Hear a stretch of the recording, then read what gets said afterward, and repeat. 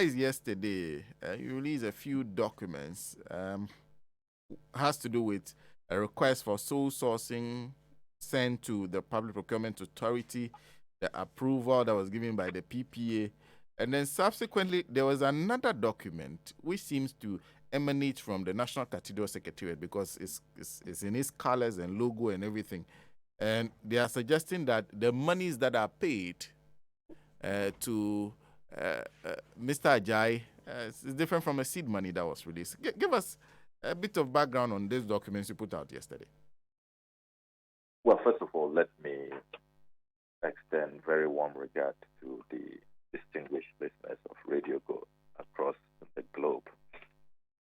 You are right that we continue with the serialization of the National Cathedral Scandal document. This is turning out to be the biggest presidential scandal in the history of the Fourth Republic. Remember that this is the president's project.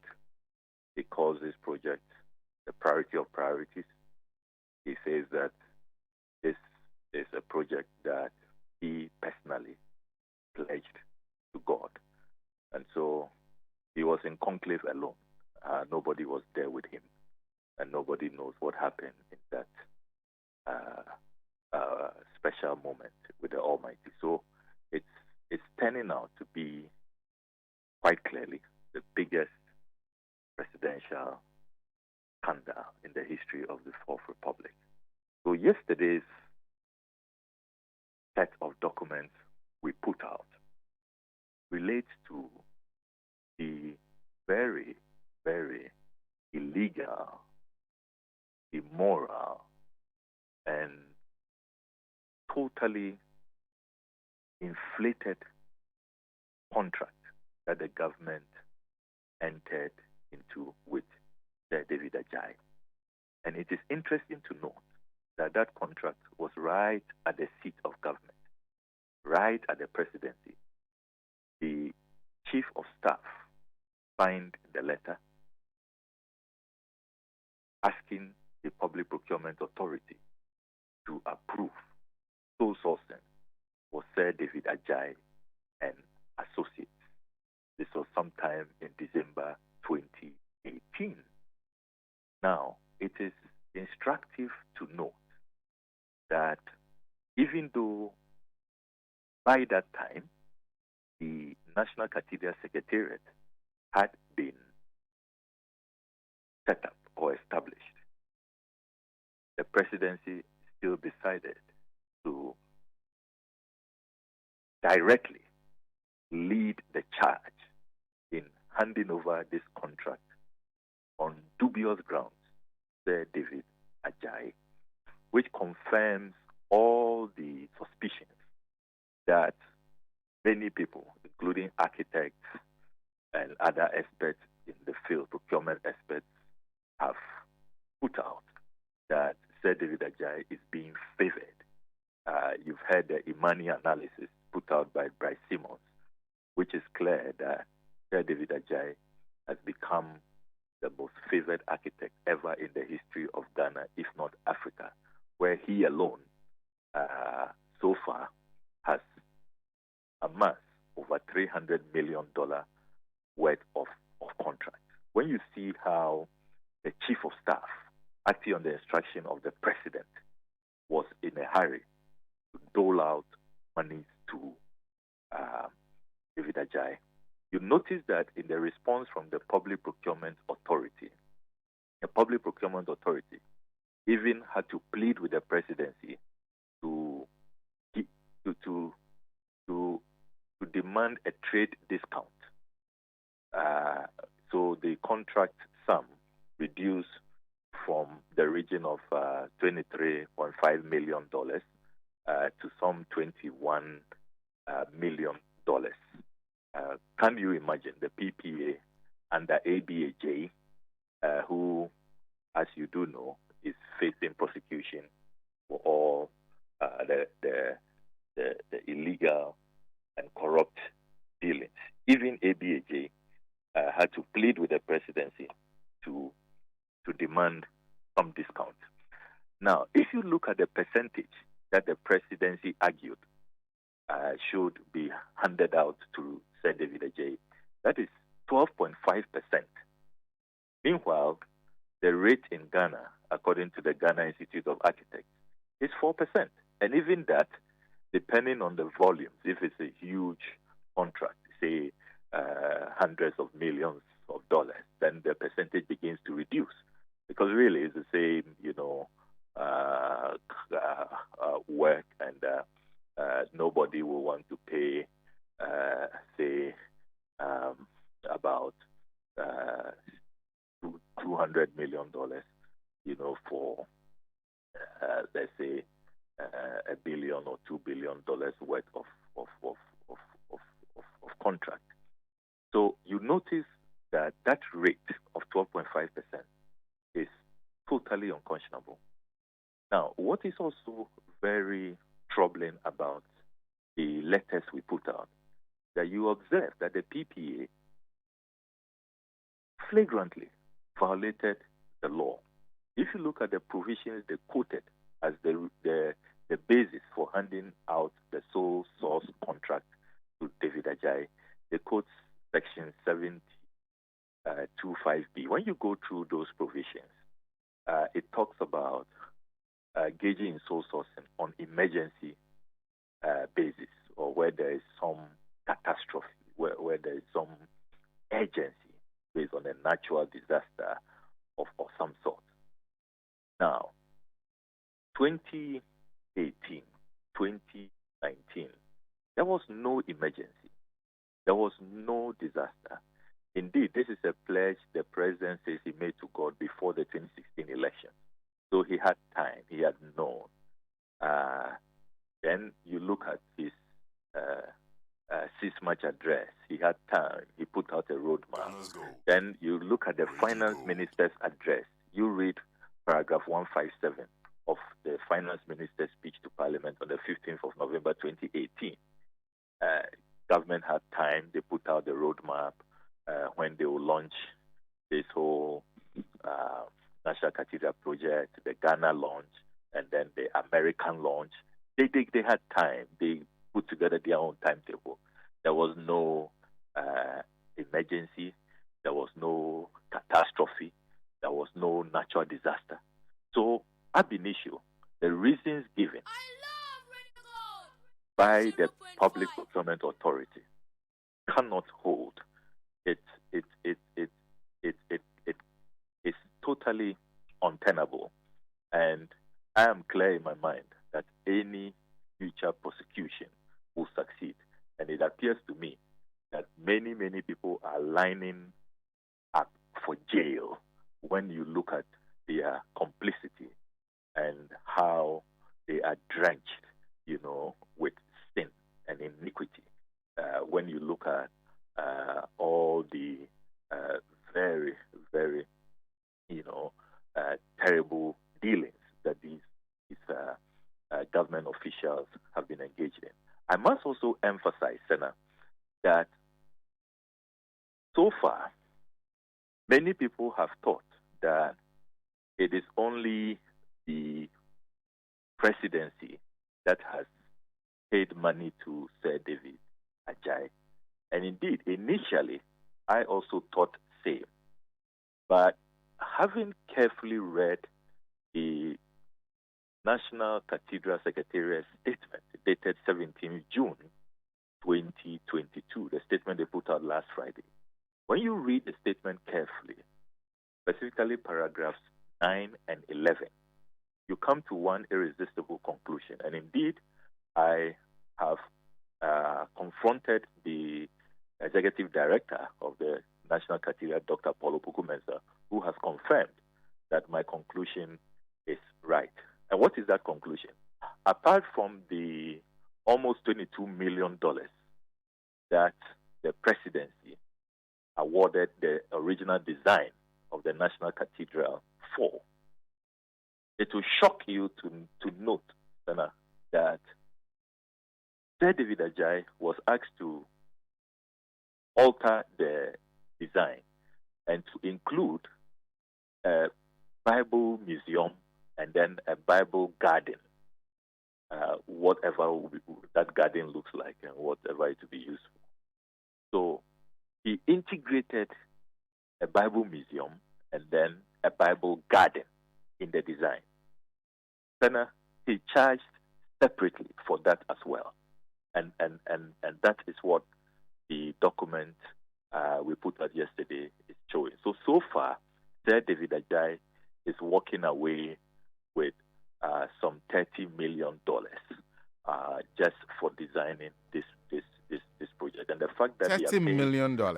Yes. For the designs alone. For the designs alone. Because there's a document you put out a bit earlier. We talk about consultancy services where they have paid him. I think that should be in cedis from the office of the president, over 32 million cedis. Yes. That is not all. That is just one of many payments that Sir David Ajay has received. So we are talking about $30 million approximately in the claims that Sir David Ajay has made. So he charged us about almost $22 million for the initial design, and then when he did an integration, some further design, adding a Bible museum, and then what he calls the Bible gardens, he also charged the Ghanaian people for that.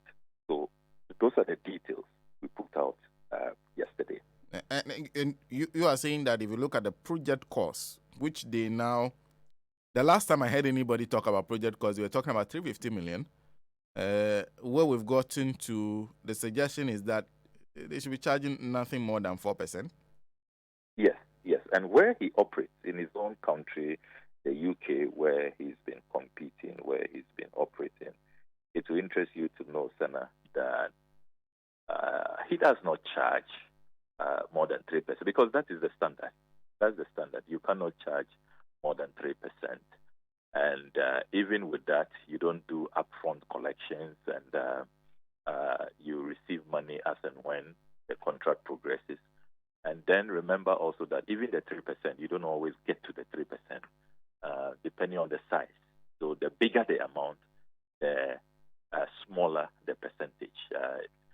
Because you know that 1% of £1 billion project, it's not the same as 3% of, say, £100 or £50 million project. So he clearly has conspired and collaborated to loot this country and to engage in very clear violations of our constitution. Because remember that Article 178 already has been breached. We have emphasized that point clearly. There is no parliamentary approval for this National Cathedral project. There's no line item. All of these releases are unconstitutional. It violently offends Article 178 because you cannot dip your hand in the consolidated fund without parliamentary approval. There's no such parliamentary approval. Then when you take the procurement laws, there was absolutely no basis to sole source this and to even claim that there's some emergency situation and just dole out this contract to Sir David Ajay. The third law he has also broken with impunity is the National Liberation Council Decree 357, the Architects Act. It's very clear from paragraph 10, paragraph 11, paragraph 22 that you cannot practice in Ghana if you have not been called on the roll of register. That is the Register of Architects. And it is only this year, 26 April 2022, that Sir David Ajay was inducted on the Architects Register. So at the time he was receiving all these payments, was signing all these contracts, he had absolutely no legal basis to practice in Ghana. So many laws have been breached with impunity, including the Public Financial Management Act. And Oh my goodness. Judgment Day is going to be really, really horrible for these lots. They are going to suffer the consequences for all of these grave, grave legal violations. And I can assure you, Senna, that Parliament has taken a very serious view of this matter. We've already drafted a motion. We want to go beyond even the urgent questions and consider a full-scale parliamentary probe because this scandal has become so putrefying. The stench is beyond, what we can bear, and every day there's a new angle, which we'll be coming to shortly. You recall that later in the evening, last night, I also put out some further details after obtaining the documents of incorporation from the Registrar General.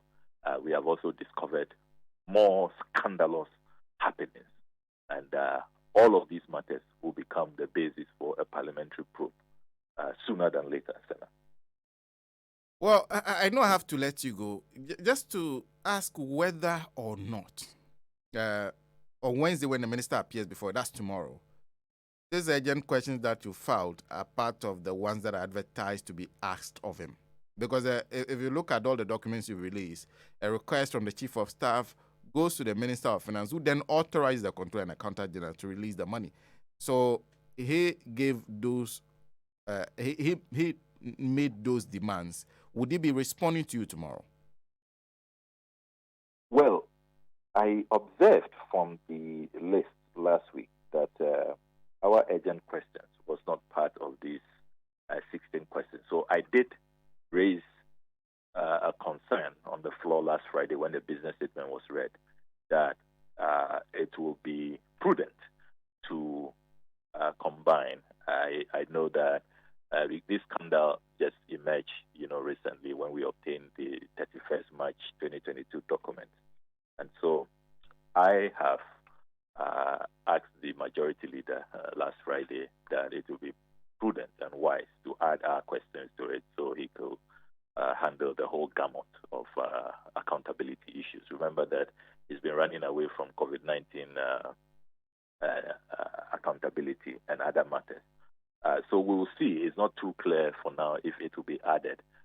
But no matter what happens about his, return to Parliament on Wednesday, he still has to come because he's already in breach of the 10-day rule on this question. It's been more than 10 working days since we filed this question under Order 64.2.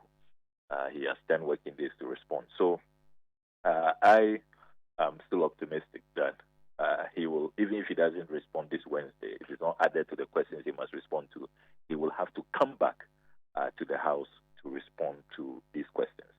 But, Senator, before I go, it is important to emphasize and actually flesh out in detail, briefly, the mess we have discovered last night, which I put out from analyzing the incorporation documents, if you have a moment for that. Please go ahead. So, last night, we put out excerpts of the incorporation documents that we have received or intercepted from the Registrar General's department. And it will shock you to realize that whereas in the statement from the National Cathedral Secretariat, you recall that they emphasized that this National Cathedral of Ghana has been registered as a state-owned company. You remember? They said that emphatically. It's been registered as a state-owned company and that it is public. When we obtained the incorporation document, to our shock, that is not true. It's been registered as a private entity, limited by guarantee. So this is virtually like an NGO, virtually like some charity, some club, some association. It's not a public entity. It's not a state-owned company. When you study the incorporation document, so this cathedral, is so far away from what you expect from the Lord's project. I mean, you'll expect some holiness, some purity, some truthfulness, some righteousness, some high morals. There's none of that associated with this project. This project is drowning in lies, in deception, in fraud, in misrepresentation, in just blatant corruption. That's what this project has become associated with. Then we also discover, Senna, that when you go through the list, whereas at page 5 of the statement issued last Friday, the National Cathedral says that all the boards of trustees have been registered as directors to this National Cathedral of Ghana. We notice that conspicuously missing are the bishop of the Lighthouse Group of Churches, Bishop Heward, and the former moderator of the Presbyterian Church, Cephas Omenyo. They are all missing. These two are not there. And they've been replaced by, party hacks largely. So one wonders why the continuous deception. And it is not clear at this point if Bishop Dag and Reverend Professor Omenyo are even aware that they are not part of it. Because on the website of the National Cathedral, they have been presented as people who are directors, who have been registered, who are the trustees to this project. And yet, when you go to the incorporation documents, Bishop Dag is missing. He's not there. So one really wonders what is going on and why we cannot just have, a transparent, clean, straightforward, project. And it's unbelievable that even the Lost Project is being subjected to this rotten level of shenanigans. Well, Honorable, thank you for speaking to us. I guess we'll have further conversations on this. But I wish you the best of the day. Absolutely. We are still serializing more, and I would always be available to talk to you. Thank you very much, and I wish you and your team the very best. Thank you too. He is Honorable Member of Parliament for North Tongu, Honorable Samuel Okudzeto Ablakwa, speaking to us. And from what you just